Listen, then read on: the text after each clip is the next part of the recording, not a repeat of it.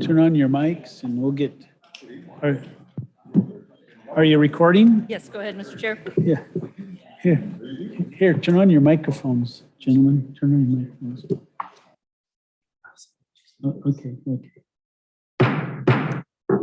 We'll call the meeting of the Planning Commission this February 15th, 2023. If staff could call roll. Hi, Tiffany. Yes. Mr. Daniels, Here. Mr. Wagaman, Mr. Parsons, I am present. Mr. Larson, Mr. Combs, Present. and Mr. Pearson is ill, and Mr. Estrada is excused. All right, thank you. Yes. Before the commission, we have the minutes of February 1st, 2023. I'm looking for a motion. Mr. Larson made a motion. Mr. Wagaman made a second. Any discussion, changes, objections, any of that? Hearing or seeing none at this time. All those in favor by saying aye. Aye. I Opposed? Abstentions? Hearing none. Minutes passed as written. Any changes to our agenda tonight? No, Mr. Chair. Oh, moving right along. At this time, I'll open up public comment. Anyone wishing to speak before the commission may speak on any subject. All I ask is you come on up to the microphone up there and state your name and your city you reside, and you have 3 minutes. So I don't know if anyone signed up, or if they haven't, you're more than welcome, Mr. Kaufman. That microphone's not on, I don't think, Steph. I'll always say that. I'm Chris Kaufman, live Hilltop Lane, Gravelly Lake. I provided just a USGS printout of the last less than a year, which basically shows the kind of year that we're in. Normally, this time of year, Clover Creek would be flowing around 80 second feet, and it's at 20 second feet. When Clover Creek at the gauge off Old 99 falls to about 10 second foot, it doesn't make it all the way down to Lake Steilacoom. It's about 2 miles down to Lake Steilacoom. And so as I note on the bottom of this, we had no continuous flow in Clover Creek from July 20th to December 25th.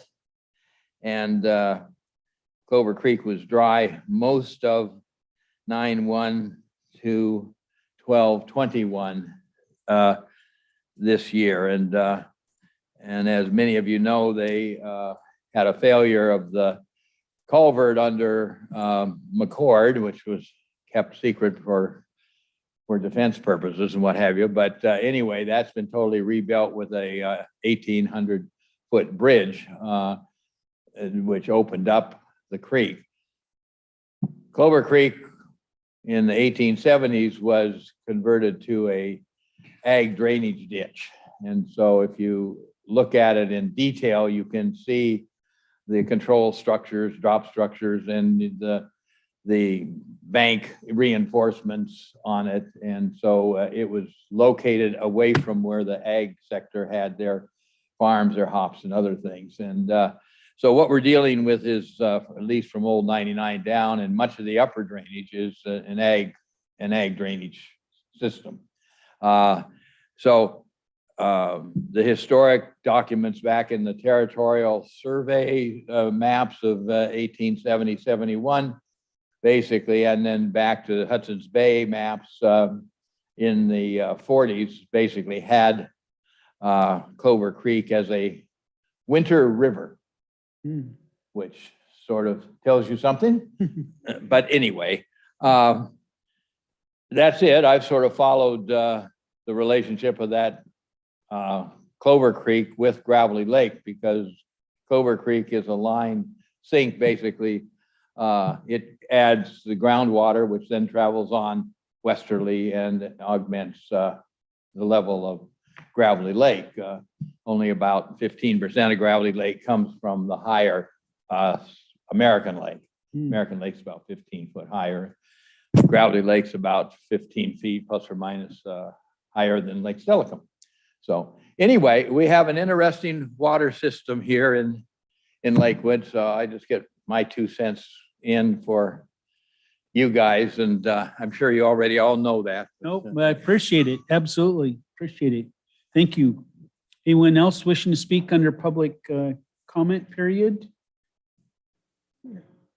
Okay, anyone online for us tonight on public comment? There's one person online, Mr. Chair, if she wants to testify right now rather than during the presentation regarding the shoreline restoration plan, just raise your hand, please. That's Kim. So is that Kim? Is that who's on? Yeah, now? yeah, and it looks like she's not responding, so I think we're good. Okay, so at this time, then no one else wants to speak under public comment. We'll close the public comment period. I thank you. We'll move right along. There is no public hearing tonight. There's no unfinished business, so we move right to number 8, new businesses. And we start with the review of the 2022 shoreline restoration activities in Lakewood. Thank you, Mr. Chair, and I'm not sure, are all of you here with the Chambers Clover Creek Watershed Council? Is Mr. Schmouder available? I do not have him virtual. No. Mr. Schmouder. So we can go out of order, Mr. Okay, Chair, if he's yeah, not yeah, available. Yeah, we'll see. Okay, Yeah, I thought I didn't know if he was back in town or not. I know he was out of town. He's back? Okay. Okay. Okay, well, we'll give it a week. Okay. That's all right. We can move around if he calls in. We'll just go to our next one that we are on here, review of the Clover Creek floodplain study. and I'm sorry, Mr. Chair, if you don't mind, we'll jump to the Okay. third one. Okay, the third one. How about that? We have a lot on our agenda. We'll keep moving around. We're flexible, right? 2024 comprehensive plan and periodic review process, land use maps and text, community, what's this? Community caricature and urban design. Thank you, Mr. Chair. So presumably we will soon have Mr. Schmouder and also Public Works Director, Mr. Busich, to deal with the other 2 items. But in the meantime, we continue to have these presentations coming to the Planning Commission each meeting regarding particular topics that are going to be reviewed during the 2024 comprehensive plan review process. And so tonight, the discussion is just the land use and maps information, and then also urban design and community character. There is additional detail about these in tonight's meeting agenda packet. But for now, just an overview. We've been doing this since September, believe it or not, at all of your meetings. We're just about done with this, and then we're going to start to circle back to some of the topics that we touched on very early on, but now we're going to have more substantive things to talk about. For instance, on March 1st, we're going to have an updated version of the housing needs assessment and also some information regarding racially disparate impacts in our area and making sure there's equity taken into account in all elements of city planning. But in terms of the land use maps and text, the Planning Commission, I'm sure, is well aware of this, but we have the comprehensive plan, and then we have the development codes that implement and regulate what it identifies and discusses. So within the comprehensive plan, there is a land use element. It includes quite a few maps, but I just included the one here that shows future land use. So I think you can see, yeah. All of these different colors are indicated on legends, and you'll see this throughout the comprehensive plan, but essentially each color on the map means a different type of use is allowed on that land. So for instance, we are right here in the middle of this red section, which is our downtown sub area. And that has its own set of development regulations, allowed land uses, design standards for buildings, et cetera. If you were to compare that, for instance, over here in the blue, that is the Western State Hospital complex. So that is a public institutional zone, and it has very different rules and allowed uses within it. Likewise, over here on the east side of the city, there's a couple of shades of blue here. Those are the air corridors, which are limited types of uses allowed because right down below it is North McCord Airfield, and this is the flight path. And so there are safety concerns for certain types of uses and densities that limit land use there. The gray area, for instance, right here, there's a couple of other spots down in Springbrook here and also in Woodbrook. These are industrially zoned properties. So again, like the name implies, the type of uses that are allowed within the industrial uses, or sorry, industrial zones of the city would be different, for instance, from all of these different shaded yellow parts of the city, which is the residential zoning. So anything from R1 to multifamily, residential uses are throughout the city in a number of different shades, if you will. Over here, just also for interest, is what's considered the urban growth area for Lakewood. So in theory, in planning world, Lakewood could be expanding by annexing additional property. And what you see here is on the west side, sorry, my mouse keeps disappearing. The west side over here on this map, this is a section of property that actually overlaps with the area where Stillicum could annex and expand. So should the city and the town ever want to, they could argue over that property and somebody would win and somebody would annex that property. In the meantime, it is an unincorporated spot in the county. The green that's down to the south does incorporate some currently unincorporated county, but also certainly some of the JBLM base. But this is also area that under the Growth Management Act for the city, Lakewood could in the future expand. Whether it ever will truly pursue that and whether that would actually work, I don't know, but there it is on paper. The land use element contains not only that land use map that I was just mentioning, but it also introduces all of the different designations that the city has. It has identified the regional urban center. So going back up here, this red area that's the downtown sub area is also recognized by the Puget Sound Regional Council as a regional growth center. So that within those same boundaries, the region sees that is where a lot of growth, not only in the city of Lakewood itself, but for Pierce County is targeted over the next 20 years. Ms. Spear, excuse me, Mr. Combs has a question. Sure. On the map for unincorporated areas that we may consider annexing, Mhm. is there any interest in doing that right now? There's been talk over the years, more so about the area in red, actually, because those people, even though they are sandwiched literally between two jurisdictions, they have to wait for the county sheriff. They have urban services provided by whatever the county has as a contract. And I know the city of Lakewood has looked at that at least twice since incorporation, and there's always a financial analysis that's done.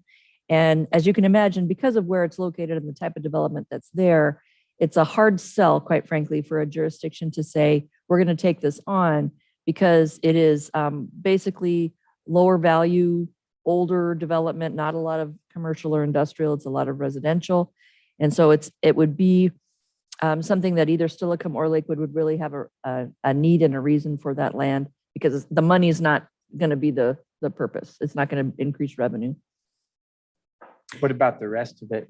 The rest of it down into the green area on the map, that is, again, sections of, actually some of this, it doesn't show on this map, but some of it overlaps with Tacoma's urban growth area. And so it's a matter of Lakewood and Tacoma saying who's going to get the land. I'm going to be really vague about this, but generally in this portion, where you start to get over into Parkland and then further south, that is all Tacoma as well as Lakewood. So the two cities would have to say, we're looking at it, or the other one, and are you guys good with letting it go? Further south, again, you're on the base. And so the issue there, and the city has looked at that as well, the cantonment area has been in particular an area the city is interested in annexing, because there would be economic benefit to the city there. Not only, if you want to call it tax revenue, but it would also be a benefit to Lakewood's current residents, because if you expand the boundary of the city and have these urban density additions, taxes then get shared and everybody's taxes would go down by whatever amount. So there's been conversation about that. It hasn't happened in part because of the difficulty of, let's see, there's the history of the base and the fact that once upon a time, Pierce County's residents voted to agree to create Fort Lewis over 100 years ago. And when that happened, the federal government set aside on the deed or on the creation of Fort Lewis the fact that the land would be used for a base. if and when anything got annexed into the city and then in potentially some of the use would change, that would require federal level changes to what's allowed on the property. And there's also been conversation about, would this require going back to the vote of the people to say, okay, you guys, to create Fort Lewis, you said we could do that. Now we're doing something else. So it's even higher of a hurdle to get over than other types of annexations would be. I'm not saying we should, but I would love to see us explore it further on both of those. I'm looking at this not from today economic value, but I look at it from where does the city of Lakewood benefit, or how do they benefit 30 years from today? And strategically, if we delay on this, these pockets get gobbled up real quick. You see it all over the region. This would be something that would be a long-term investment or a long-term play in our community. So I like the idea. I know it does require some analysis. I wouldn't say without seeing all of that it's a smart play. That's something I think would be worth exploring. And one other follow-up question. I've seen this residential estate zone in our city for quite some time. And I guess I just don't know the history behind it.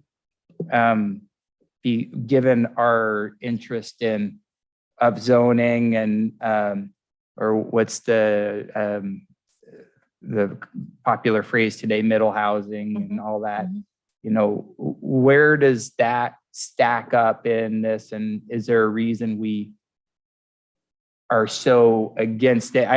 I live in it, so I'm not saying I am a big fan, but I would love to understand a little bit more about why that is and what's the reason for not doing it. We will have a lot more of that detailed conversation in the future, but a quick answer for you now, Mr. Combs. It's coupled a couple of things together. When the city was incorporated, obviously there was development all over the city. It was basically built out. And that had been historically, it was around lakes, it was lower density, it was higher value homes at the time. The infrastructure, the roads was already built. And so when the city was looking at where different types of zoning should happen and for what reason, there were a couple of things. It was the established property value on the parcel. It was the environmental constraints because you are around lakes and you have the higher water table and you have other critical area issues. It was political. It was a decision at the time to say these parts of the city look like this. These parts of the city may change over time. We live in a different world now. It's been 26 years and there's a lot of difference with the growth statewide. And as you just mentioned, all of the housing planning that we're now being required to do. So the council is aware of that. They actually talked about it a few weeks ago, and the fact that as we do this 2024 review, there's got to be a lot of outreach to the general public of Lakewood to say, the status quo has been here for a long time, but this is the changing world. And that includes R1, R2, R3, R4. Yeah. Thank you very much. Sure. Mr. Larson.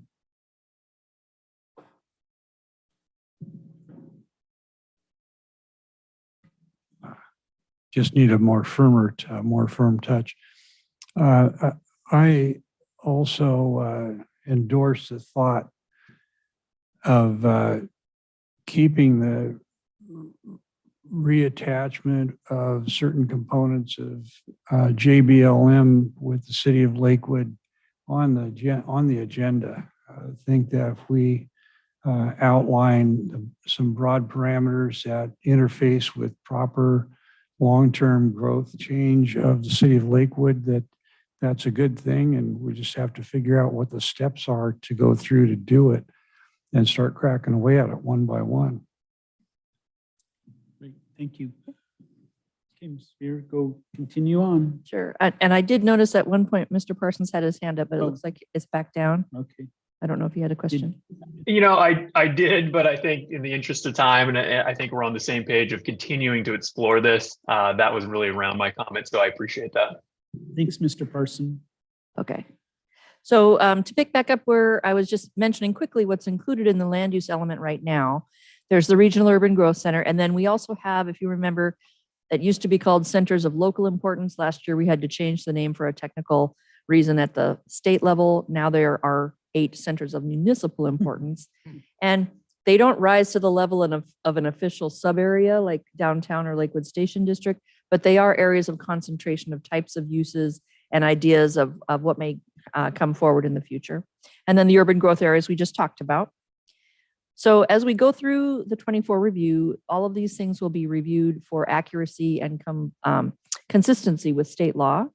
And then we'll also be taking a look at the multi-county planning policies and county-wide planning policies. Excuse me, one more, Mr. Larson. The state of Washington in the legislative session right now has a bill that they're considering to mandate that cities allow higher density in single-family zones. Is that part of our review thought that we're interacting with? Because we have a bunch of 7,500 to 15,000 square foot lots that are single-family zoned now, and that we've wondered how we were going to be able to increase that density over time, and having a rule like that just may be conducive to a whole lot of infill and availability of additional room for housing in Lakewood. House Bill 1220, which was the big change that happened 2 years ago or 2 legislative cycles ago, is the one that is requiring now, for instance, the planning for housing at all economic levels. But you're right, Mr. Larson, that the state legislature continues to have a laser focus on housing. And there's, from what I'm aware of, at least 5 different bills that all relate to housing. But I think the one you're referring to, for instance, says if you're in a city of over 25,000 population, if you're within a quarter mile of transit, you have to allow either 4 to 6 units, 4 to 6 units per lot, depending on the size of the lot. And if there's other criteria as well. So it's going even further than what was being required under HB 1220. So all of that to say, yes, what we're doing is going as far as we can right now with the law that's established. If the legislature does adopt new housing rules, they would go into effect July 1 of this year. And then we would have a whole year to incorporate that as well. Great, thank you. What really even faster than what we just went through, urban design and community character. This is an optional element within the city's comprehensive plans, meaning the State Growth Management Act does not require you have something called this. It includes 15 goals and 49 policies. It's a little bit like the public services one that is a mixed bag of different topics that are important, but there's not really another home for them to live in. We're going to take a look at this because it says things like, these are the types of housing styles that we like. These are the types of development that's happened historically and where we see it viable for the future or where we see it dying in the city. It's that kind of both looking back and looking forward. So we'll take a look at it. First of all, make sure it's still up to date and not just obsolete information. And then also, if it makes sense, do away with this chapter and just incorporate it into other ones where it would make sense. So again, more to come on that as we move forward with the process into 2024. So for instance, you've got urban design strategies, you've got overall planning goals, you've got the physical framework plan, which is a fancy way of saying it was a map that was created at time of incorporation of kind of what things looked like at that time. The relationship of urban design to transportation, which right now we would be talking about all over again, whether we use this phrase or not, because as I was just saying, we now have state law that says if you're within a certain distance of a transit station, for instance, your parking requirements for new development are different, or you don't need to do parking at all because the presumption is there's going to be walkable options instead. So all of these things, again, some of them still make sense to have, some of them are probably outdated, and we'll be taking a look at that. So just one more right here, before the middle or the end of the middle of 2023, we're going to have the housing element and regulations and zoning in front of you, not for public hearing yet, but to say this is where we're at with this topic. And it will probably be the launch of a pretty strong outreach to the public, because this is affecting every lot potentially in the city and what people either will or will not be excited to hear. But then we will also have updates as needed to the city's climate change chapter because it's now in something that is on the verge of being required by state law. City of Lakewood did theirs earlier, and so we're just needing to go back and make sure we're incorporated what they are now saying should be there. And then by the end of the year, we're going to be looking at the critical areas ordinance to update that, looking at the other development regulations outside of housing. There'll be the update on the Tillicum Neighborhood Plan, which is kicking off here in the next month or so. We'll give you status reports. And then the remainder of the comprehensive plan elements also will need review. They won't get as deep of a dive probably as housing and climate change. The third one with most focus will probably be transportation. And then the rest, it'll be just making sure things are still up to snuff. And that is the end of my presentation, Mr. Chair. Thank you. Happy to So, answer questions. I don't, I don't see Al on here yet. Yep, he's here. Oh, is he? He just got in virtually. Yep. Oh, okay. Do you want to do that now or? If that's what you'd like, we can certainly shift. Sure. Okay, so we'll do the review of the Okay. 2022 shoreline restoration activities in Lakewood. Thank So, you. Al, welcome. I'm bringing him in as a Oh. panelist. It might take a second.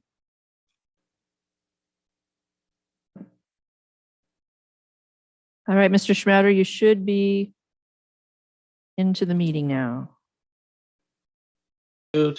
Okay, we're online, right? Yep, you're out. Hey, oh, way to go. Tiffany, you got the presentation slides, don't you? There they are. There we go. There we go. Hey, Planning Commission, thank you very much for letting us come and see you. I barely got my butt on the screen here. Anyway, we have a nice presentation to you on the shoreline restoration activities. We're going to be joined by Janet Spingath, who's a Lakewood American Lake resident, talking about lakes. And then we're going to have Derek Faust. Let's see. Why don't you go to the next one, Tiffany? Skip that one. We're going to go this quick because I know you guys got. Here we go. Well, anyway, and then Chris Kaufman and I. So the first one, Janet Spingath. She should be online, Nope, and she's hopefully here. she'll take these slides. Yep, Oh, She's she's coming actually up. here. She's actually here live. I'm here, Al. Oh, that's better. That's better yet. Better. Okay. Yeah, these are all my notes. So I am American Lake resident, and I'm also on the State Noxious Weed Control Board for Western Washington. And I've been a lake monitor for a number of years. And so I'm also the secretary of the American Lake Improvement Club. So I want you to know the residents living around American Lake are aware of our shoreline, and we're regularly patrolling it and reporting on what happened. So somebody last year put an extra board here in our weir, and another resident asked him, "What are you doing?" He says, "Well, I want to raise it like 18 inches." And fortunately, I was able to report that to the Surface Water Management, and they found the right person who went out and removed the board. And then I wrote an article in a magazine that they all get about, don't do that. You flood basements when you do that. So next slide. Oh, this is just going through the weir over to Suqualichu. There's a standpipe over there that actually is the mechanism that controls the lake level. And it's at about 233 feet above sea level all the time, unless we have a really dry lake monitoring continues to be done. We have the team that I'm part of was trained by the Pierce County Conservation District for about 20 years. And now they are giving us the equipment, and we will continue monitoring American Lake, as well as a team that's on Bradley Lake that's going to continue monitoring that. The residents will keep their own record. We'll keep our own records because we are still wanting to keep an eye on what's happening with our algal growth and the supply of nutrients to the lake. So go ahead. This year we had an event that was really nice. The Parks Department allowed us to haul in some debris that had docks break up, boats sink and wash up on people's shores. And so they allowed us to bring over pieces of stuff and helped us haul it off. And so we're hoping to have some kind of a cleanup again this year along our shoreline, just as a group to get out there. We're working on that. Go ahead. We have invasive species continue to get brought in by other boaters and by geese. The picture on the left is our Eurasian water milfoil.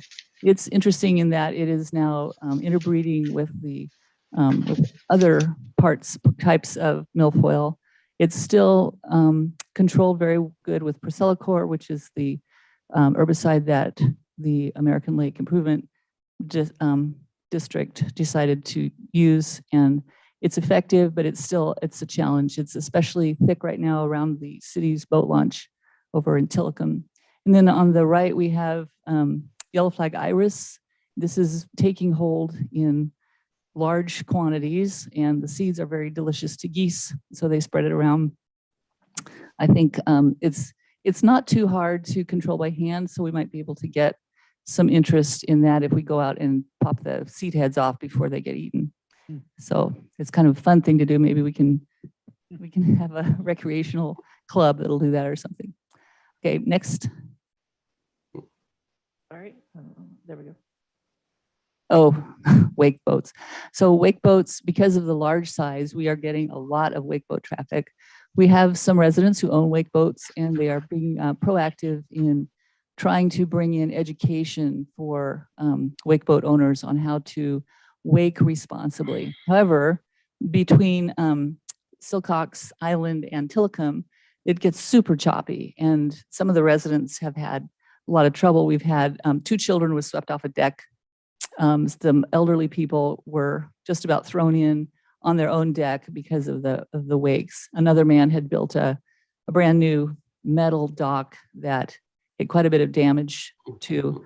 So what we're as American Lake Improvement Club is concentrating on ways that we could possibly, through buoy marking, at least calm down the danger in the Silcox Tillicum channel. We got a lot of swimmers now from Harry Todd because of all the improvements, and they want to swim over there or go over on their rafts, and they are putting themselves in deadly danger. So we're going to continue to work on that. So next. All right, it's not. Okay, let's go to Wahab Lake.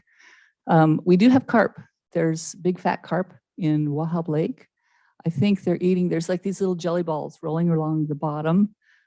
There's no plant growth, but the carp will eat those little things. They're actually colonies of protists that glom together and roll along the bottom. And we did like I said, not much else is in the lake.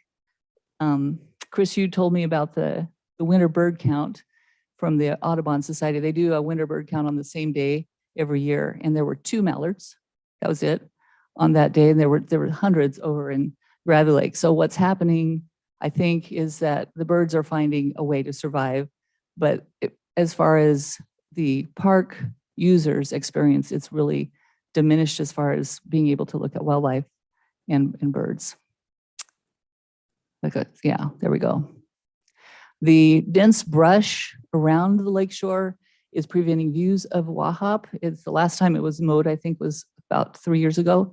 So the brush is totally obscuring the view of the lake now. And there's benches that just have a 12-foot wall of berries in front of them. So I would love to see some more mowing take place so that residents can enjoy the view. Also, there's a stand of deadly poison hemlock that's growing right along the path. It would be really easy to remove it, but you have to do it carefully. You have to get all of it. And the poplar trees that were cut down are all resprouting. So there's like 30 where there was 1. So it's really an issue that shoreline needs some management. Okay, next. Gravely Lake, the shoreline appears to be pretty good. We did a survey over there and we found 1 yellow flag iris. And it seemed like, oh, you just pull it out, but the resident is not wanting to cooperate. So it will spread. And so it's very close to Lake Wold. So we don't want it to get in there. And then Lake Steilacoom, they seem to have, I've asked everybody, they seem to be fine with their shoreline. They've got, again, invasive species all over, but they're not complaining. So, thank you. Great, thank you. Appreciate it. So Derek? Hello, thank you. My name is Dr. Derek Faust. I am a faculty instructor at Clover Park Technical College in the Environmental Sciences and Technology program. And I'm just going to talk a little bit about some restoration that we have going on the wetland on our outdoor lab property. We have a 110 acre outdoor lab property. 80 acres of that is the flat wetland, or a portion of it. Flat wetland continues downstream of the property. Next slide, please. So we have the wetlands surrounded pretty much by Himalayan blackberries, which is an invasive species, very prolific. So I have some pictures here that show the before-ish, during, and after removal. So using student labor and citizens as well to help out with the removal. And we cut a path through the wall of blackberries down to an area where we believe a spring is coming in to the wetland. And just within the past couple months, we started planting trees. So by removing the blackberries and planting trees, native trees, we can help shade out the blackberries, hopefully. They're stubborn. And also provide shade over the wetland. The wetland can actually, if it's cold enough water, can serve not as spawning grounds for salmon, but it can serve as rearing grounds. So the small salmon can go there and have good food to eat. Next slide, please. We have a slide number 2 on the blackberry removal because, as I said, it is stubborn and it fights back as well. It has thorns. So a different group of students and I went over there and we used brush cutter and all sorts of hand tools to dig up blackberries and English ivy were the 2 main ones that we had to fight. As another part of this project, I, along with other fellow bird watchers, were tired of being foiled by the birds as we walked up, and we were trying to get nice pictures of them because they see you and they're smart, they take off. So we built and installed 2 bird blinds. One of them I'm calling permanent because we cemented the post in the ground. And I will note it's outside of the wetland border, so or the wetland buffer. So we're following critical areas ordinances. I'm well aware. I teach a class on that. So and then the other one is mobile, and I made it mobile because it actually is right next to the wetland. So I'm not saying it's easily mobile. It's heavy, but it can be moved if necessary, which could be handy. And we've heard recently from a bird watcher, a bird enthusiast, that they appreciate these bird blinds. So you can sort of see there on the aerial where we have the bird blinds located on our property. And there's a picture, that's the permanent one. Oh, great. Mr. Combs had a question. Yes. You might already have this in here, but I was curious, what body of water you were talking about the salmonoid, and what body of water is it connecting to and what's traveling through? I'm trying to Piece it together. Yep. piece it together from the pictures, but No, yeah, that's a great question. So it is connected to Flat Creek. So Flat Wetland flows into Flat Creek, and Flat Creek flows into Chambers Creek. And of course, Chambers Creek is directly connected to the Puget Sound. is there a salmonoid up there? Yes, yes, there are historical documentations of coho and chum, I believe, in Flat. And we've actually had in our wetland at what we call the pump station, not salmon, but coastal cutthroat trout. So these are cutthroat trout that are sea run. They're going back and forth, and they make it to the pump station, which is like, that's before it goes into stormwater ponds that are operated by the city of Tacoma. And I've actually heard from people that fish that they've actually caught cutthroat in the stormwater ponds as well. So somehow they're making that into there, which is pretty cool. How are they But- getting in? What's that? How are they getting in? So obviously they're getting into the wetland. They can come up the creek and into the wetland because that's all hydrologically connected. But at the pump station, I'm not sure because there's a gate that Yeah. shouldn't allow it to. So either they're just really strong swimmers or the fishermen don't know what fish they're catching. Yeah. I've never known fishermen to tell a tale. Right? Um, Yeah, I don't know. It was this big. Yeah. Yeah. Well, So- that's great. No, this is helpful for me to kind of get perspective on and love to see this kind of Yeah, absolutely. wetland preservation and stories getting shared and told. I have a couple, I think one more slide maybe. Oops. Yeah, just what we've accomplished. So this is over the past year and a half, I would say. We've restored approximately 500,000, well, 500, I wish, 5,000 square feet of habitat. And that includes about, it's a 50-50 split between wetland riparian habitat and Gary Oak habitat. So in addition to the wetland, we also have over 700 Gary Oak trees on the outdoor lab property. And we've planted Gary Oak saplings, 45 of them. That's in addition to 25 that were previously planted. And then a total of 12 other trees to include Oregon ash, cottonwood, red alder, and cascaria, which are riparian trees that will do well near the wetland. And as part of this, we've been able to educate 20 students in restoration techniques as part of our curriculum. And we've been holding monthly community stewardship events. Shameless plug, there is one this Saturday, 9 to noon. You meet at the college, and if you look across Stelcombe Boulevard and you see the oaks, you'll probably see my car over there. And over the past year and a half-ish, we have over 300 hours of volunteer time with, several, countless volunteers, I didn't count.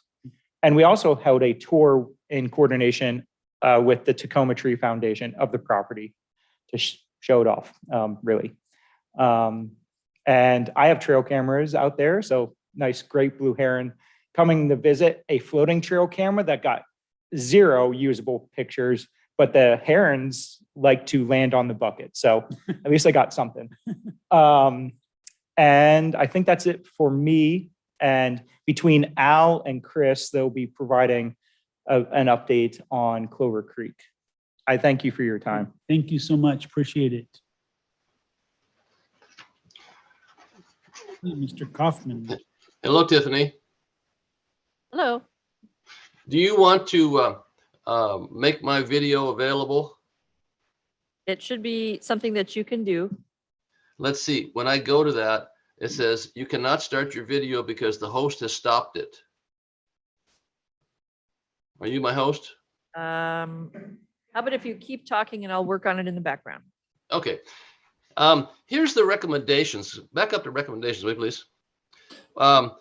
We had 5 recommendations we like to make to the commission tonight.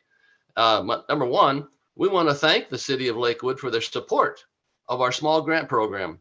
I think every year the Lakewood has contributed about $10,000, and then we par it out in $2,500 increments, and there's been great benefits from that.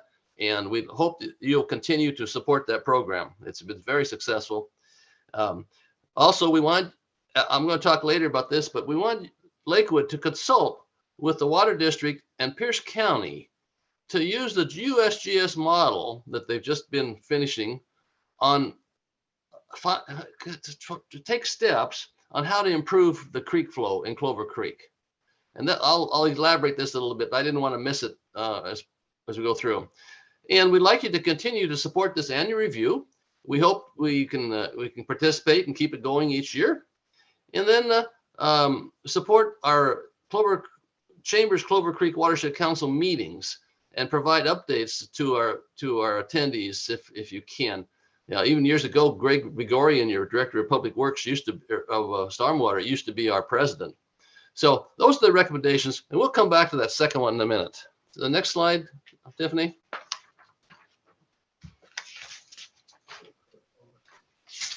Okay.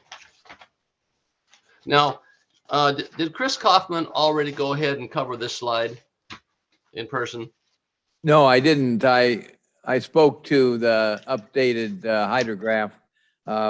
Some of the points on this particular slide just emphasize the underlayment of the aquifer zones in the greater Lakewood area. That's a glacial fluvial overlay, and it directly affects how our lakes and streams react one to the other. And the upper zones are the A aquifers, which are 3 separate zones. And when they are depleted, which they were, and the hydrograph indicated this year for extended period of time, then the creeks simply go dry, and the A aquifer zones go on into support Gravelly Lake and Stelicum Lake and American Lake.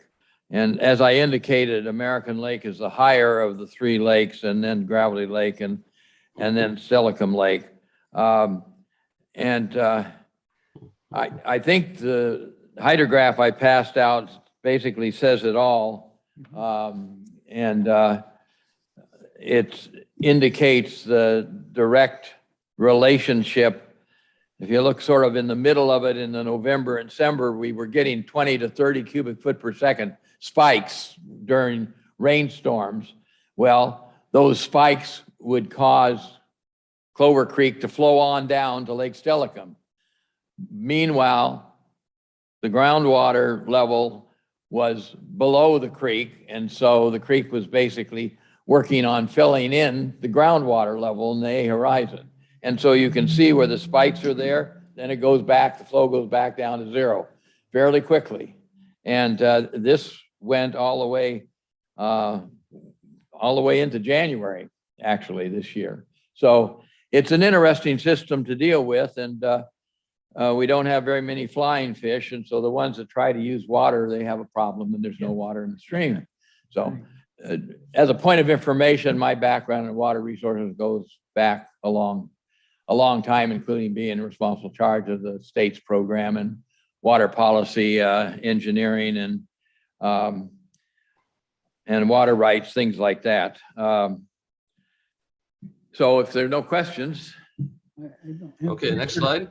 But Mr. Larson first. Go ahead, Mr. Larson. Mr. Kaufman, thank you very much for your views and for all the time you spend doing this work. It seems to me that the Clover Creek flow really depends on the groundwater being up to an appropriate level that allows the surface water to flow and down the surface, the creek. Is not the function of improving the capability of Clover Creek to have water flow one of simply the water table and the weather that is here and that kind of thing, or am I missing something? Well, it's a little more complicated than that. The state had a program in 1979 and adopted a management plan for all of this water resource inventory area. And that 173.512 regulation stopped any further water rights from being issued in this inventory area. So there were a number of fairly significant water rights before that time. Water rights are first in time, first in right. And so after that time, no new water rights were issued. But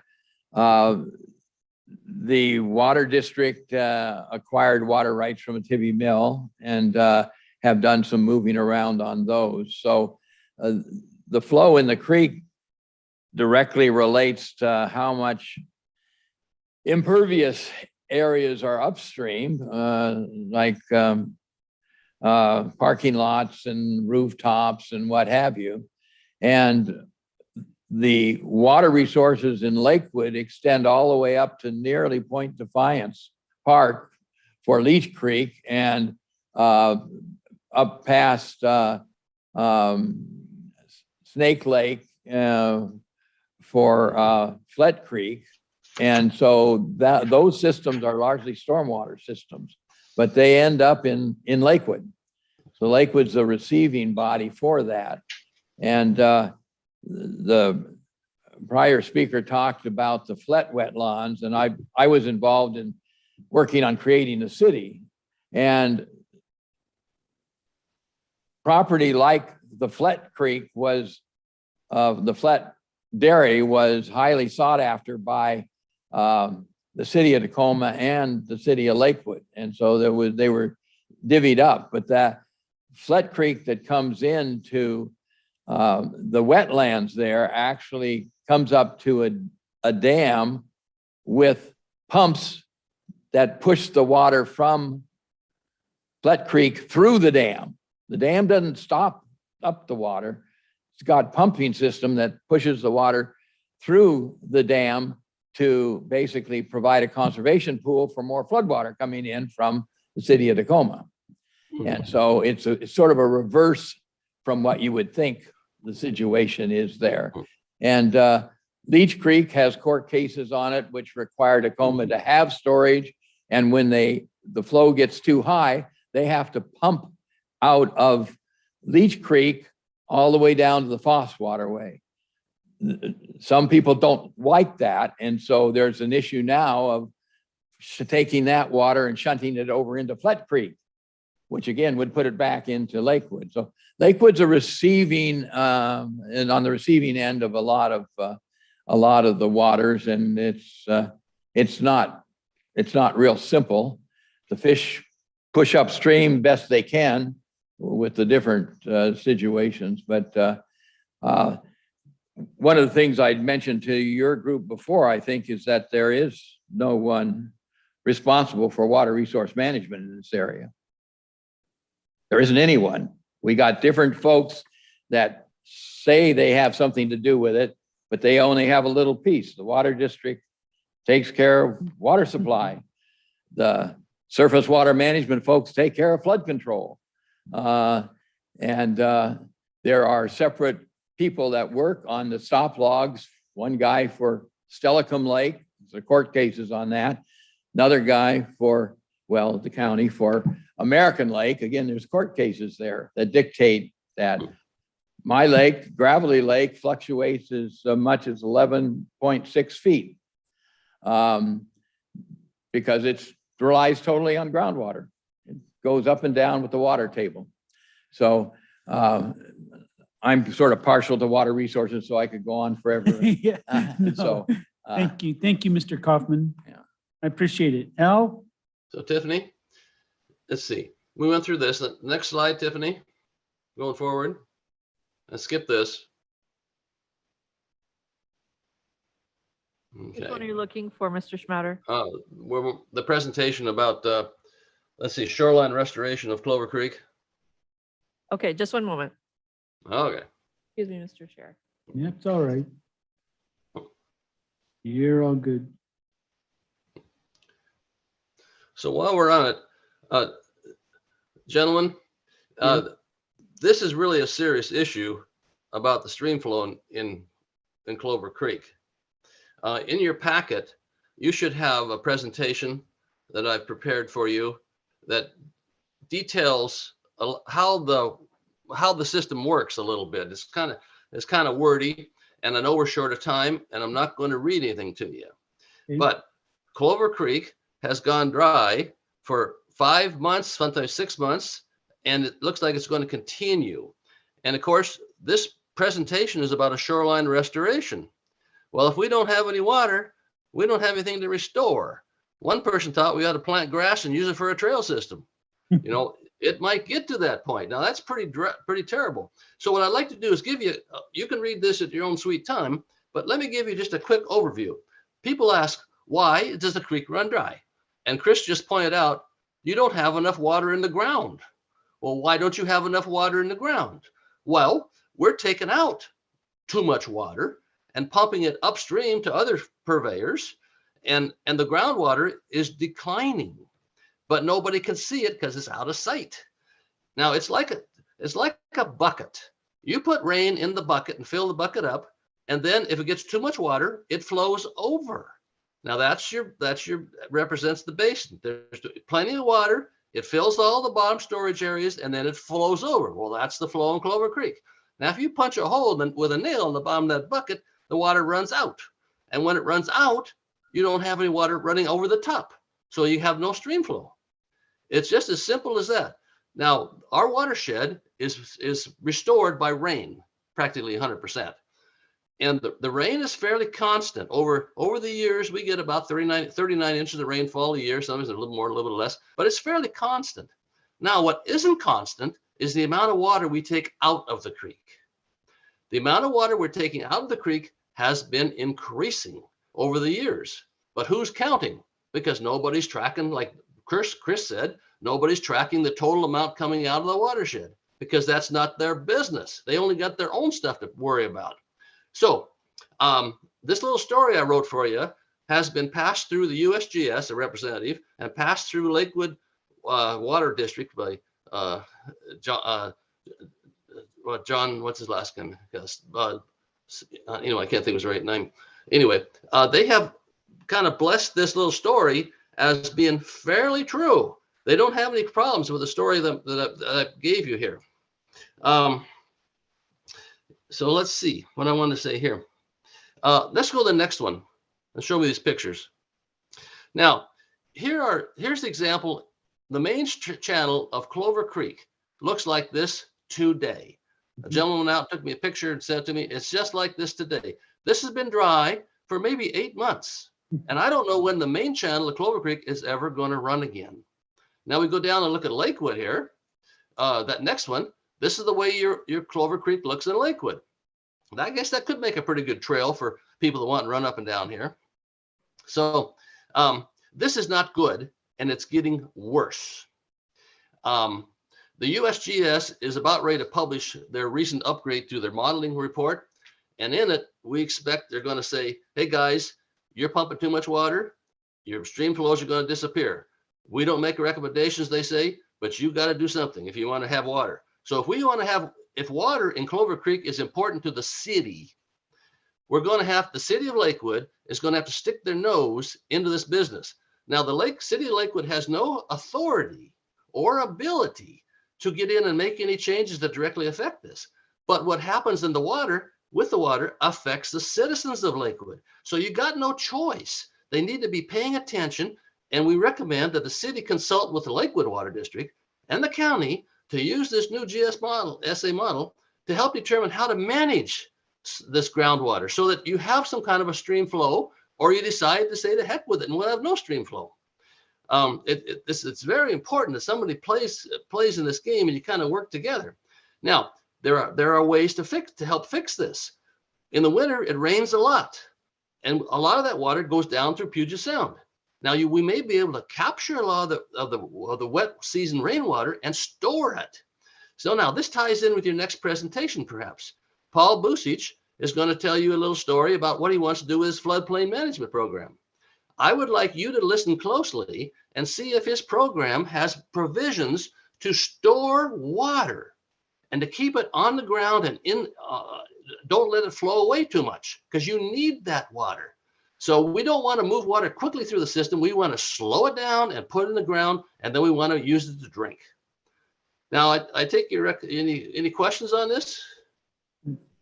Seeing none now.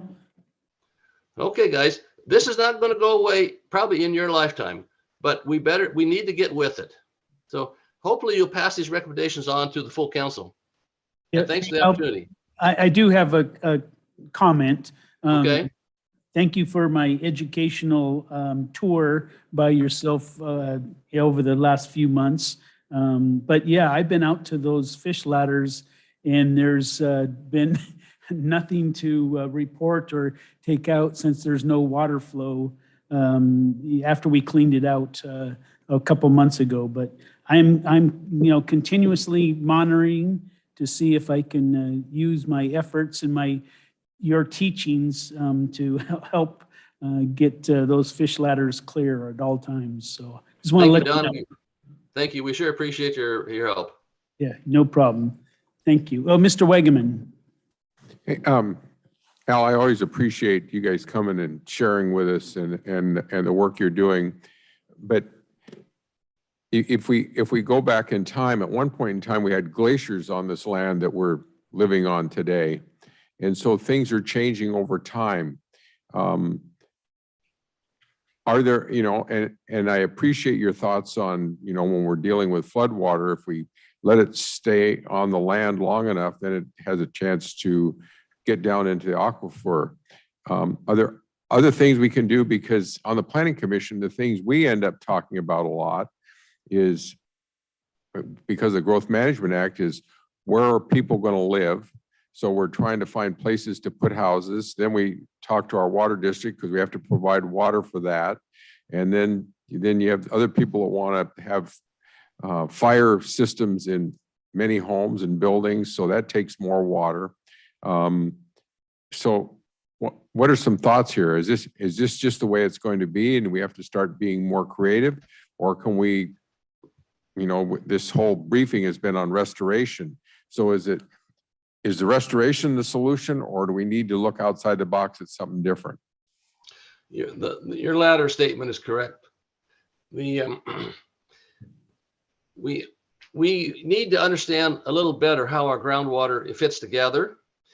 For instance, Lakewood will tell you that they pull water at the tail end of the watershed and pump it up to 4 different purveyors upstream, so for their customers.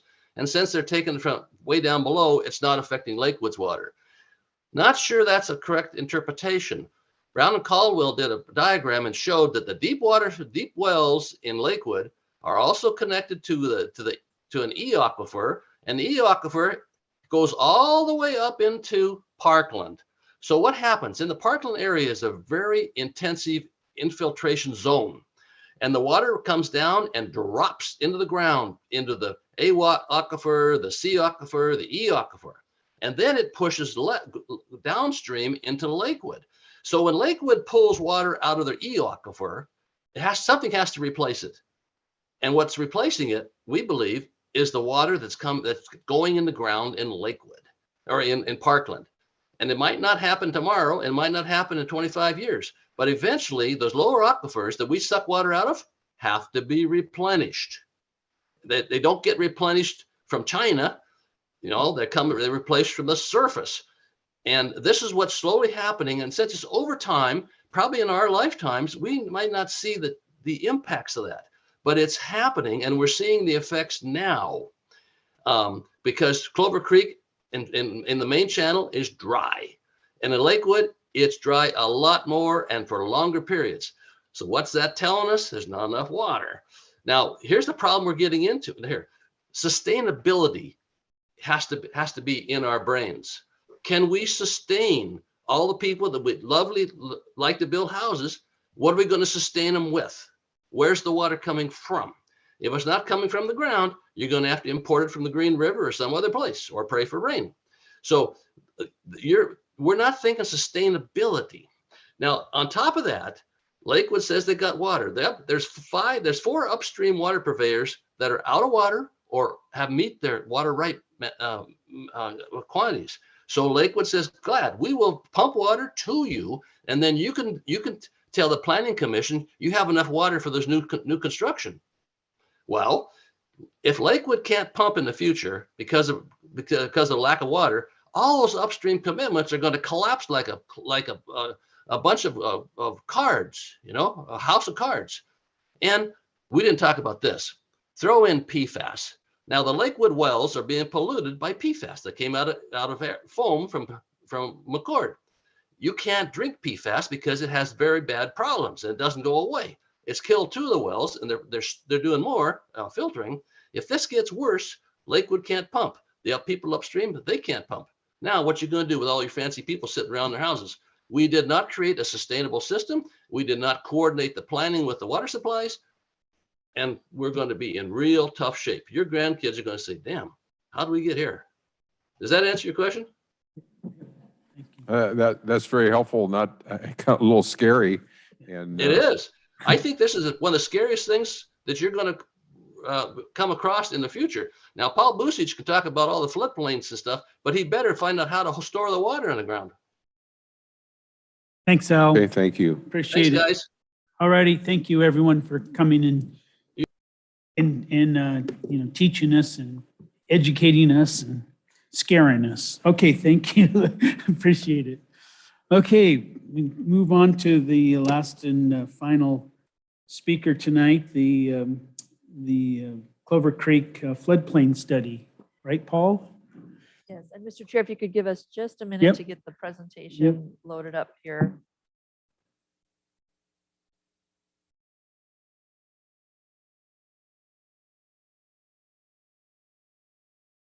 Just one. Just one.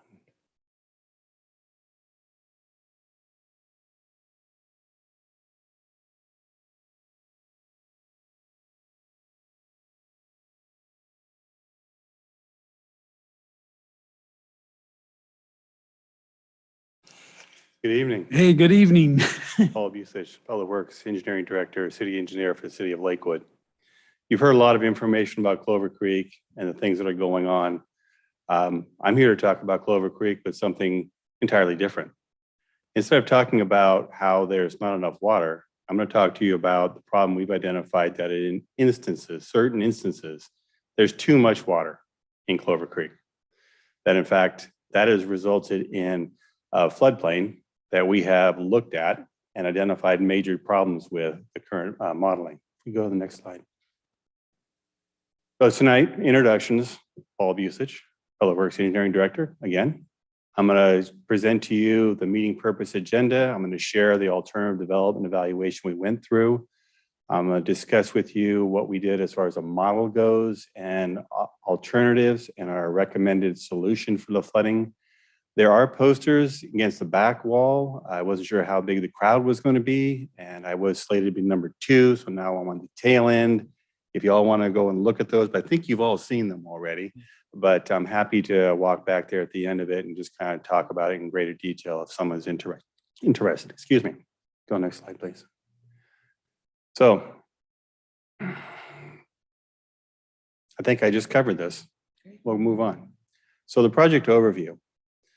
In 2019, we were taking a look at the floodplain for Clover Creek and scratching our head saying, well, we've never seen it that extensive. Took a look at the modeling that was done by FEMA and their consultants that actually was done in 2012.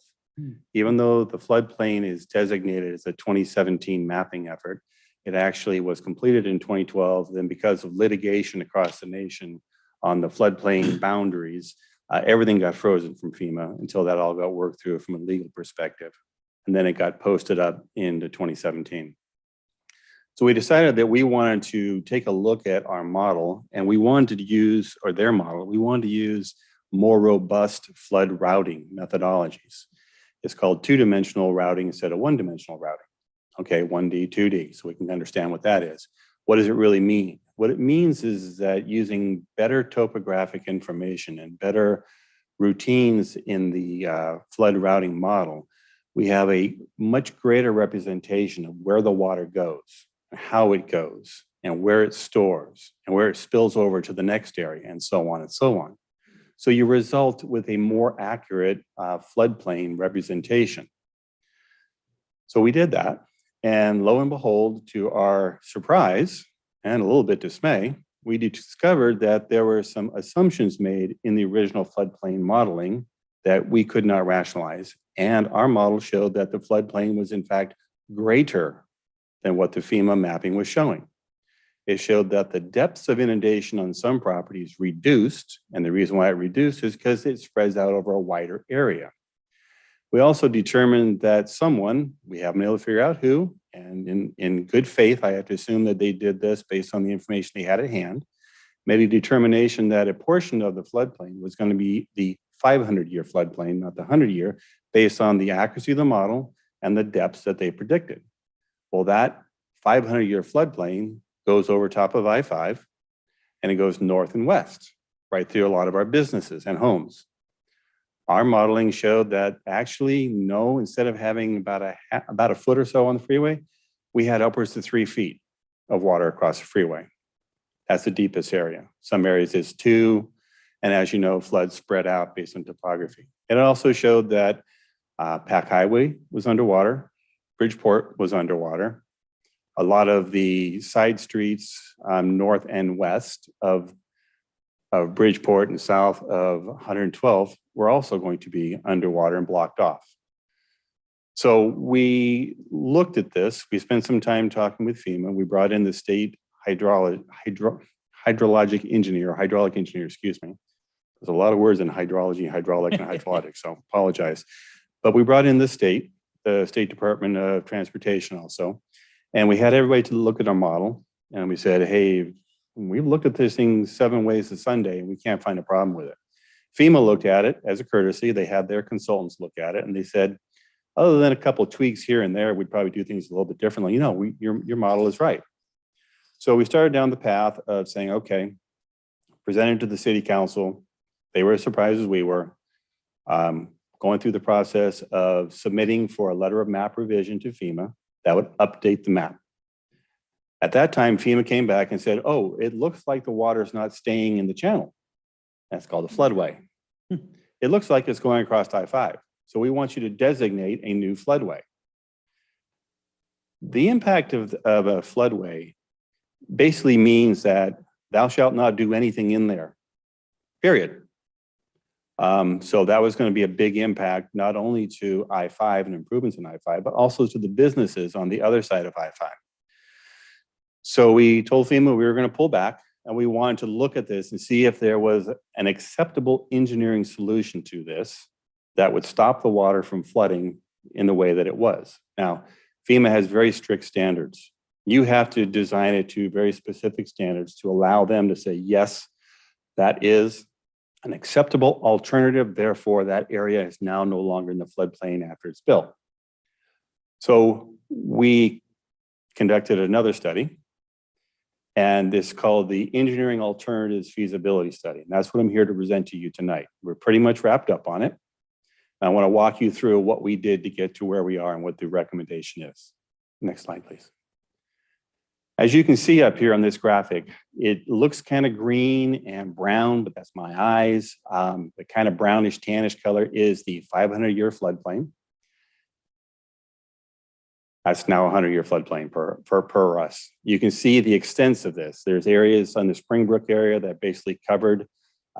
You've got some area around Bridgeport, Pack Highway, over by the Racket Club. So go to the next slide. And this was the new updated 100-year flood event. And I want to state that I don't particularly care for personally the 100-year flood terminology. It's a 1% probability. 1%, okay, 100 years, you're going to get it to happen, 100%, right? The problem with a 100% flood, 100-year flood is everyone says, oh, well, I've lived here 50 years, I've never seen it. So obviously, no, that's not correct. That means every year you have a 1% probability of it happening. I lived through the flooding in 96 and 97 in Pierce County, as we all did. Those are very large events. They were one right after the other, all within a year of each other. So 1% probability is really what I like to call it. You know, the big blue area that covers I-5 and Pack Highway and Bridgeport, all that's underwater now. The colors that you see south and east of I-5, the Springbrook area, those are depths of inundation. The darker the color, the deeper the depth. Now, I'm not going to get too worried about how deep it is on the former county gravel pit site because those are holes where they dug out gravel. So they're going to be deep. But what concerns me is when this occurs, I-5 will be shut down for many days in a time, possibly weeks at a time. When that happens, we are going to be impacting all the businesses, all the homes, and all the traffic on I-5 is going to find an alternative route. Through this process, we had a group of experts. We had Department of Fish and Wildlife, we had State Department of Transportation, we had FEMA, we had a whole bunch of people sitting around the table. We had the tribal interests as we're going through those alternatives to make sure people were informed and understood, and if they had concerns, they were brought forward to us and we could talk about it. So we've done that touch base. We've had the resident experts who have the technical expertise, and in some cases, they have what we hope will be the financial capability to help us solve this problem. State Department of Transportation, talking to their regional operations folks, they said, yeah, we're aware of this now because of the work you did. Our plan is to put up all the reader signs that say, everybody go cross 16, down 101, through Shelton and back on the freeway. That'll work well for the trucks. They will do that. It's an extra 2 hours. I fully expect that when this happens, everybody comes off of 512 and comes south on I-5 is going to pour through the city of Lakewood. We're not set up for that. So obviously, this is very concerning. Next slide, please. So we had stakeholder meetings. We've had a couple of community meetings. We have spent some time over the last almost a year now developing alternatives, refining them to preferred concepts, refining those even further, looking at those concepts with a multi-point decision criterion, developing funding alternatives. That's going to be in the final report. That's what's still being finished in the engineering report. And then the final presentation was supposed to be in December, but we're now pushing that to the council on March 17th because we had some issues at the very end of last year with our own internal IT systems. And then we've had some shift of project managers on the consultant side. Next slide, please. So as I talked about, we created up, all of us, a potential list of alternatives that ranged from the esoteric to the, oh yeah, that makes sense. Those included alternatives working out in Pierce County. For example, this water that comes down Clover Creek, at this point, it's not generated in Lakewood. It's generated outside the city of Lakewood. It comes from upstream. We have no regulatory control over it. We have no control over it whatsoever. The problem with waiting for Pierce County and others to solve the problem is this may not be their highest priority. And it is not going to be a simple solution to just build a bunch of retention ponds and infiltrate it. That was an alternative that we took off the table primarily because it's not timely. And there's very little assurance it's ever going to happen.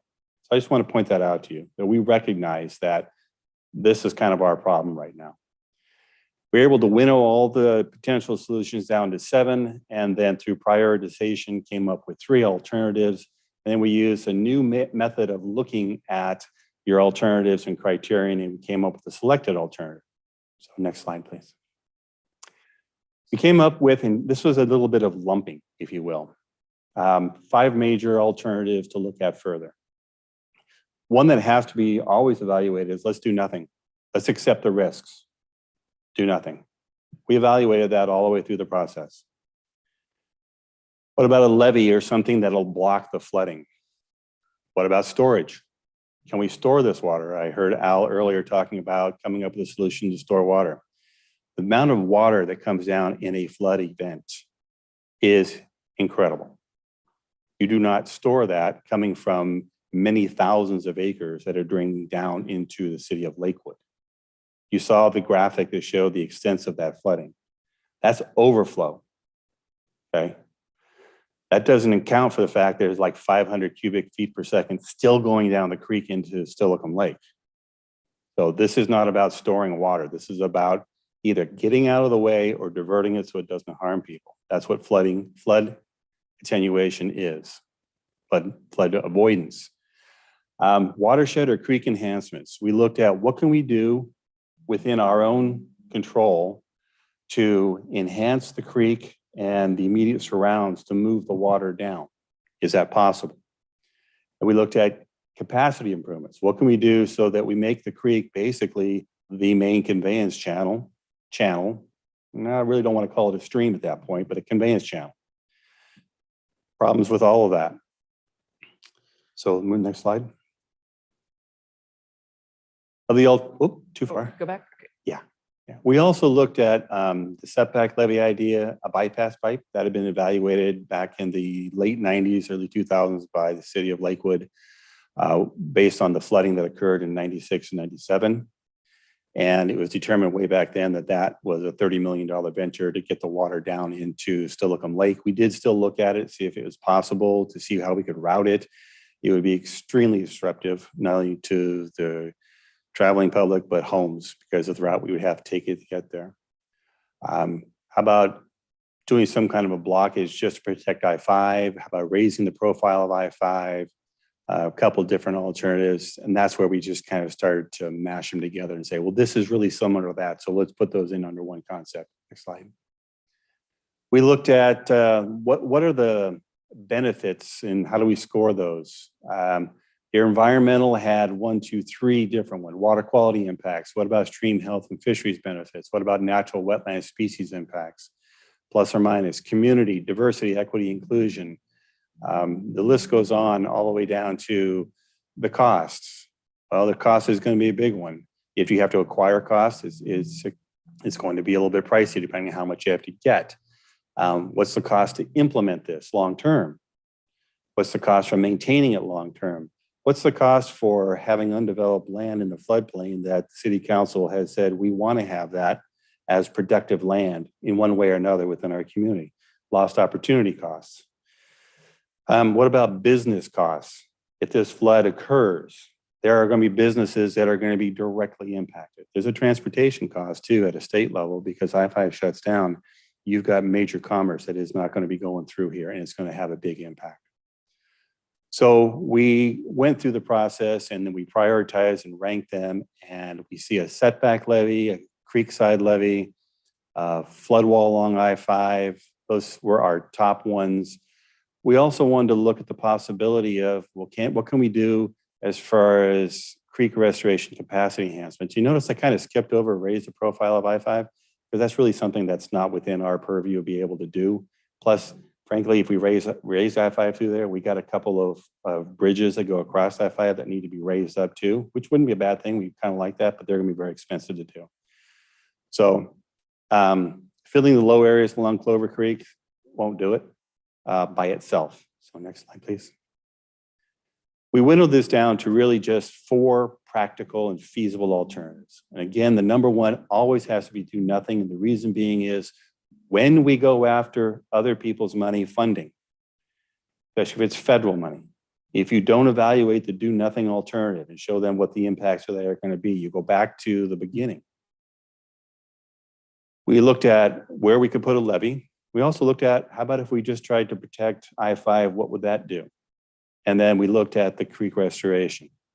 Next slide. This one right here is the do nothing. And as you can see by the light color up there, how much land is going to be impacted. That's the way it is.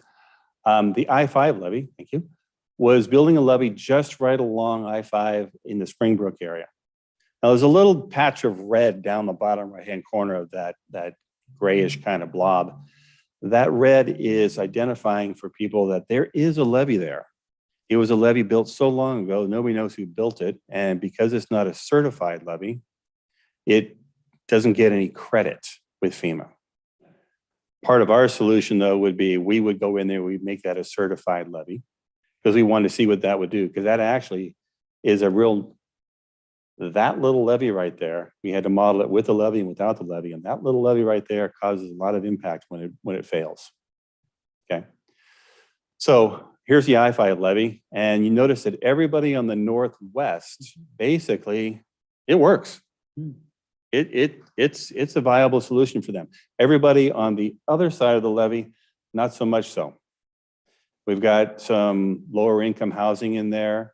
We have a new road that we put in. We have a desire to have some industrial lands in there and seeing those built. And this right now is the greatest hang up for them to do anything out there is the floodplain. Next slide. So what about if we just do channel enhancements? Well, you can see it's pretty close to if we did a levee. But this would require us to get in on a lot of different people's properties to provide side bank levees or flood walls or filling of areas. It takes a lot more, and it would be more intrusive into the stream itself. And it didn't really give us a lot more value and benefit than the other levee. Next slide. Up one, please. So we modeled something more akin to this. This is a levee. Now, I want to be really careful. I always tell everybody, don't get hung up on where the apparent location of this levee is. This is for modeling purposes. We would need to go out there and site it. But this levee right here between Bridgeport and basically the railroad tracks going upstream has the greatest viability for mitigating and stopping the flooding of the lands in the city of Lakewood. Seems like a no-brainer. But we had to continue going further. Next slide. So we looked at some of the key benefits associated with each alternative to figure out, are our eyes deceiving us? Is there something we're missing here? So we looked at all of them under these criteria. What about water quality? We tried to make it simple, from none, low, medium, and high. And this was based upon a group of individuals looking at this and coming to a concurrence on their perspective on this. The one that we had the greatest difficulty with is DEI. And it seemed like it'd be the simplest one, but it's really not, because of the diversity of individuals who live in this area and what the implications are if all of a sudden the flooding goes and now their land becomes extremely valuable and their apartment complex gets torn down because it's better from an industrial user's perspective. So we decided that we were going to leave this one varies, because we didn't feel like we were comfortable making the determination whether those low, medium, or high, because it all depends on your perspective. So as you can see here, ease of operation, shovel readiness. Well, do nothing is very shovel ready because we're ready to go do nothing right now. City land, some we're able to do on city land, some we're not. We have some property that we own out there right along the creek that we can take advantage of. Next slide, please. So we ranked all these, put them all together, did a bunch of calculations and scoring, and this is how they showed up for us on the relative scorings. The levee that we all look at and say, well, that makes the most sense, came out on top based on all these criterion. Do nothing actually has a relative benefit score primarily because of shovel readiness, ease of operation, and it leverages city land. It scored 0 on everything else. So it does get a kudos, it does get some acknowledgement, but hold on to that thought as we get into the rest of it. Next slide. How about the cost of it? So do nothing has a large cost. Right now in today's dollars, we're estimating that if that came through, our community would be hit and the traveling public for about $120 million. That may be a little bit low, okay? If we do the levee alternative, which is closest to the creek, there's still an impact because we're not squeezing it right there. There are still some structures, there's still some land that's going to have an impact. The I-5 levee alternative and the channel enhancement alternative, we're estimating them to be about the same as far as the amount of impact, because if you remember their graphics, about the same amount of land, the same homes, apartment complexes, roads are all being flooded. You still have the same lack of availability to get emergency services in to help people, or you have to send them in to get people out when it's flooding. So what about the cost of doing this? Well, the levee alternative, as you can see here, the midpoint is around $20 million. The midpoint, usually when you're doing a planning level cost estimate, you say 50% above or 20% below. If we showed that, it could be as low as $14 million, it could be as high as $30 million, okay? Same thing for the other two. The I-5 levee alternative is only $2.5 million less, but it doesn't protect all the land. And the channel enhancement alternative is a little bit more pricey. Based on this, I think you can see a trend of where we're looking to go on our recommendation. But I want you to think about something too, which I've been telling people, including the State Department of Transportation staff who've been participating. For $18 million, we can protect I-5. For $20 million, a little over $20 million, we protect everybody. So where do you think we're going to go asking for money? I intend on seeing if we can leverage this and get the legislature to help fund this to the tune of $18 million. And we're also going to go after federal funding too, because there's new pots of money out there. This is assuming the city council agrees that we should do something out here, and this is the alternative they want to go with. Next slide, please. These are just some examples of what a levee and a flood wall could look at from the extreme to the sublime. The top left is I think that's the Ken Wolf levee in Ording, built by Ording, designed by Parametrics. I happen to know because I was on the Parametrics team that did some work on that. That is an extreme form of a levee. You're also protecting a complete town from a raging river. We don't have a raging river. Bottom left, you have a small levee that's designed to protect some residents from flows. I don't know where that's at, but you can see how small it is. And in some cases, you can see that a flood wall was installed in the backs of people's yards to protect them from the creek. And if you look in the upper right-hand corner of that one picture, you'll probably notice that there's something that looks familiar. That's the stairs. Someone built a stair over top of it to get into the creek. So there's still access to it. Next slide. So we've done the community input on the alternatives. We're in the process of crafting the final engineering report, presenting that to the city council in March of this year. The intention is to recommend that the city continue down the path of a levee closer to the creek, that we would pursue partnerships with state and federal agencies for this alternative, even letters of support as we go after grant funding, and do the next level of engineering to help us figure out where it's going to go and what the true costs are going to be. There will be a need to go out and work on some of the properties downstream, because even with this, we're showing that some water is still squeezing out. We've had a couple community meetings. I've been talking to people. Last one was at the Racket Club a couple of weeks ago, where we had 30, 40 people show up. Best attendance we had in all of our meetings, by the way. And there's a lot of rumors out there where the city's going to come in and they're going to build a levee 50 feet wide on either side of this stream. They're going to come in and take all your property. They're going to do this, that, and the other thing. And I've had to reassure people that this is a partnership between the city and the property owners. We hope that you see the value in this. We're going to work really hard to help you see the value in this. If we're going to come onto your property with an easement and build something that's going to protect your home, your streets, and your neighbors. Ultimately, though, if someone says no, we're going to have to figure out a way how to protect everybody else, but not them. Not my preferred option. I've never had that happen. Next slide. With that, I'm open to answer any questions you may have on this. Mr. Larson. How long would a flood event that you're working to protect against last? How long till the water goes down? That is one of the ultimate questions. Thank you for asking that, because the answer is it depends. Yeah. It depends on the area that you're pointing to. But right now we're estimating that the water across the freeway would last 2 to 3 weeks. 2 to 3 years? Weeks. Okay. Weeks.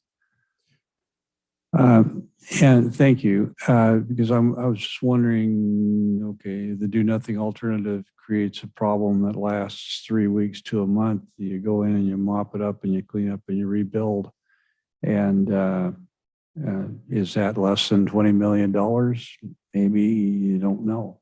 And at what It is point? $120 million. Okay. It's $120 million. Okay. Secondly, you look for the differential between 18 and $20 million to do the transaction. I'm in the real estate business, and I can see that you just protected way over $2 million worth of real estate, and passing a collection plate among those owners should be a no-brainer. And maybe you do it by assessment, maybe you do it by voluntary work, but it seems to me that $2 million pales in comparison to the benefit received, and it's got to be there. I am pretty confident that we would be able to find any delta gap in there on the money We have the Pierce County Flood Control Zone District that I've been participating with them on various of disappearing technical groups. They're Pierce, well Pierce aware of this. Conservation District has a budget, Pierce funded by Conservation the state District of doesn't have Washington. enough money, Not but the yet. Flood Control Zone District does. Okay. And historically, the Flood Control Zone District has not done work within city limits. Mm. But they give us back some of the money which our residents pay. We get about, if I'm remembering correctly, $85,000 a year that comes back to the city. However, through these groups and these discussions, Pierce County Flood Control Zone District is looking to change the way they do things, and they're adding projects that are in local jurisdictions to help them buffer up their list and to help us by taking on and funding some of the bigger projects that we have. This is our only one for them. This is the one that we want them to participate in. I certainly applaud your work. It is amazing. It's extensive, and it's mind-boggling how you keep this myriad of detail together. But you're an engineer. Engineers do that. But I really appreciate your work on behalf of the city. Thank you. Mr. Combs. Hey, thanks for the report. I didn't see it looks like there's a 100-year plan. Is there any looking at the 500-year plan? And is there, with this 100-year, does it resolve the 500-year? Because I know a lot of the other areas they've already done the 100-year, and now they're already stepping up to the 500-year. Where do we stand on that? Is that something that 5 years from now we're going to wish we did? Or It's an interesting question. From a regulatory perspective, we regulate to the 100-year flood. So FEMA also requires, FEMA doesn't. However, lending agencies do require flood insurance if you're in the floodplain, but it's only up to the 100-year flood.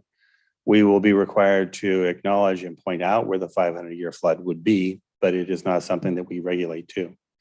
When we do designs of levees, there's a certain amount of freeboard, like 3 feet above the maximum elevation that's forecasted. Yeah. And part of that is to handle slightly larger storms. And it's also to account for the fact that, how does the expression go? Every model is wrong, some are just helpful. Okay. I mean, let's face it, we're talking about modeling runoff from tens of thousands of acres. And as you heard from the previous gentleman, we have impervious surface, we have stormwater ponds, we have ditches, we have some that are clean, so they're not clean. We have differing rainfall patterns that occur over the watershed within the same quote day and or storm. So rain, hydrology, and hydraulics all get involved in this, and none of it is simple. I'm not sure if I shared with you, but part of my background was I spent 30 years in water resources. Quite a bit of experience dealing with rainfall, runoff, floods, you name it. And I will tell you that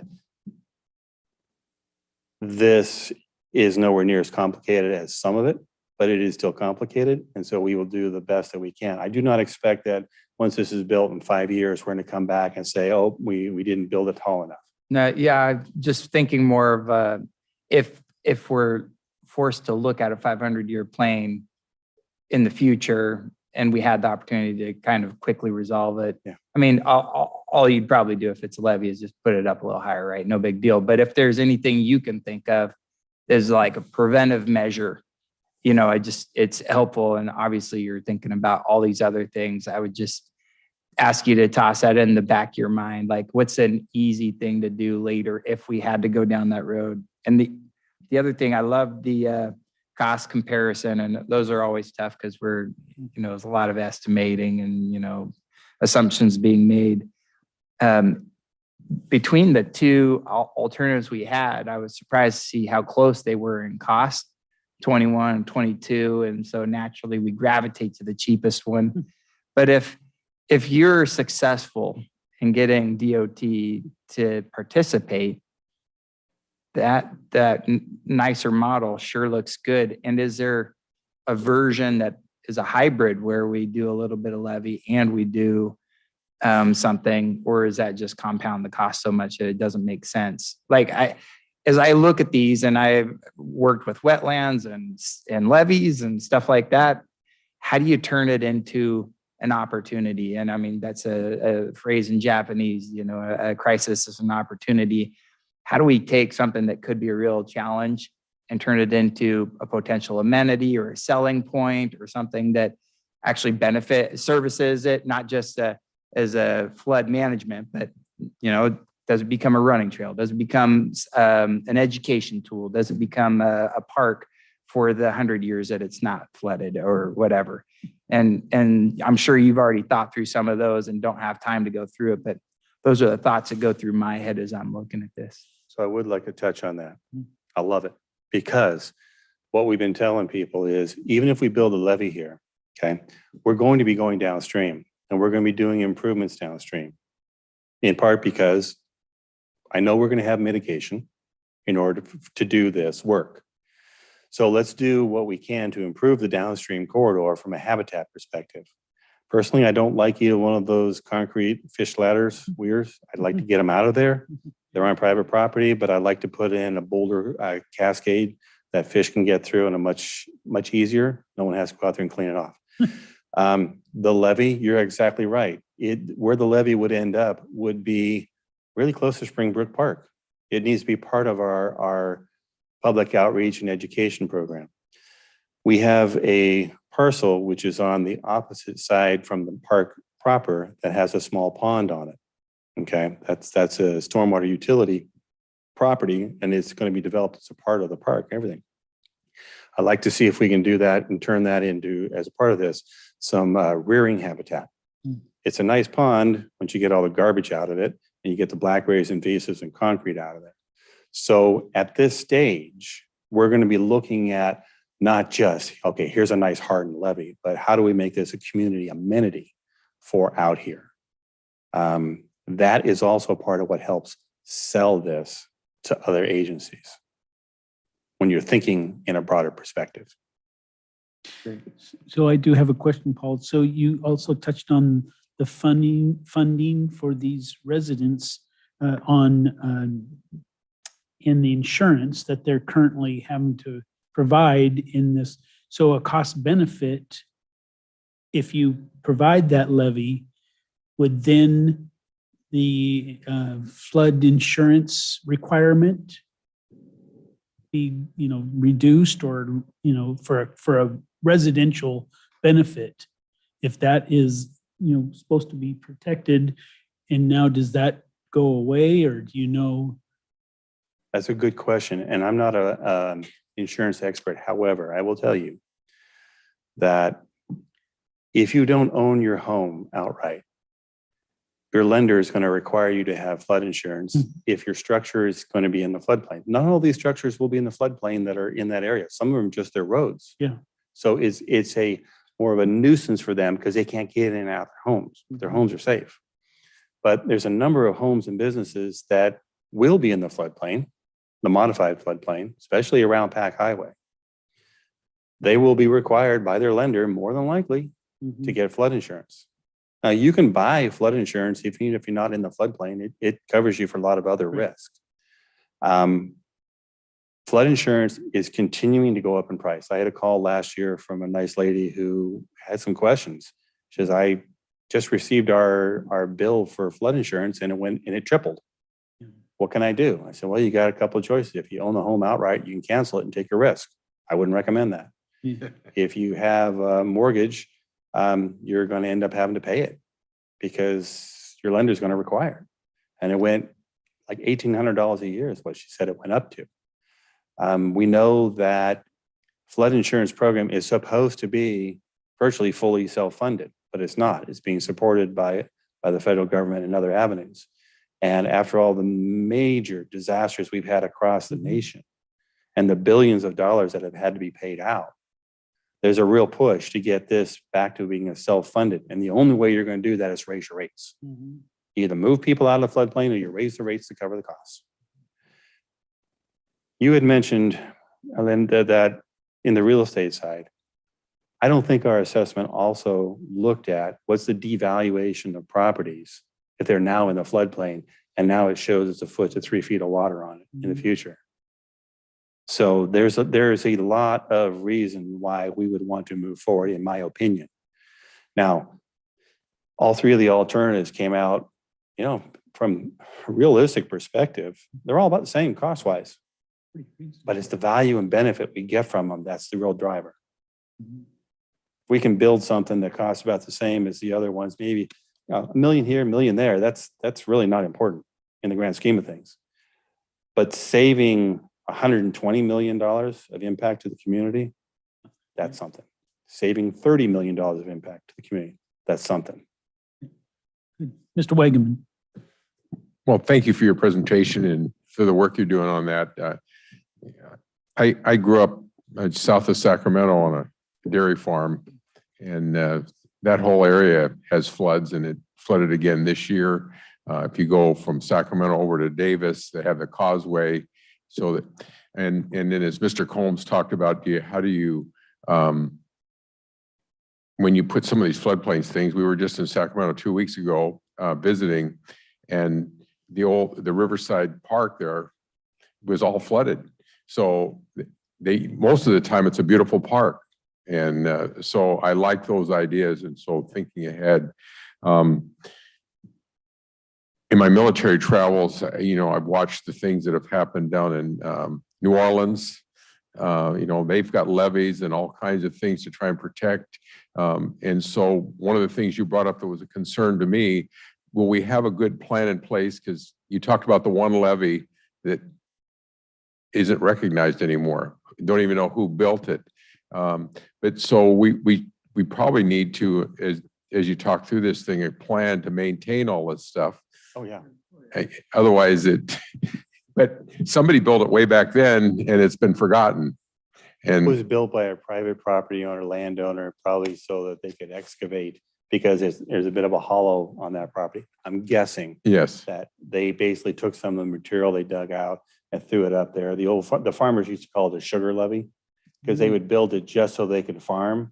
And if it breached in the wintertime and it flooded their property, that's no big deal, because it bring more nutrients in, and they would go build it back up in the spring to protect them during their growing season and let it go. Part of the requirement from FEMA is if we build it, we will own it and maintain it. And it's a long-term obligation on the city's part. But the advantage of a levee like what we would be building out there is it doesn't take a lot to maintain it. I mean, you got to keep the big trees out of it because the roots can go in there. You got to look for the varmints that are trying to dig holes in there and damage the levee. And yes, we do have those nutria in Pierce County. So we keep an eye out for that. Other than that, they're pretty stout. They're pretty self-maintaining. yes. Yeah. So anyhow, again, I appreciate your presentation. I appreciate the work you're doing on this. I think it makes sense, you know, I mean, and you and I talked on the phone here a while back, and, you know, you talk about the freeway being shut down. If it's shut down for 2 weeks, what is the impact on our community from just the economy? It's a killer. Plus, people trying to get to hospitals, trying to do those kind of things. It's a problem.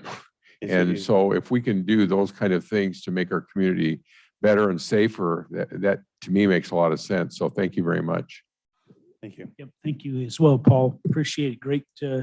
Great presentation as always. Thank you. Thank you. Yep, awesome.